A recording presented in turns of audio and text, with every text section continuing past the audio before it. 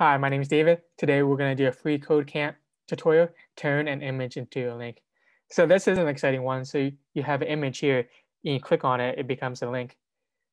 So you want to do it by nesting this image tag inside an A tag, anchor tag. So you see this, it's an anchor tag, and we put this image tag within it.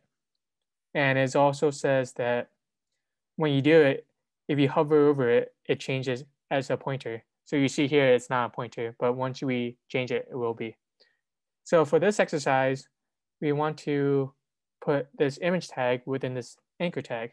So we cut here and we look at here and let's look at where they have it. So they have it after the closing tag, after this symbol in the A tag. You just paste it. So you see the image goes here and you can see that now that when you hover it, it becomes a pointer. And that's it. Thank you.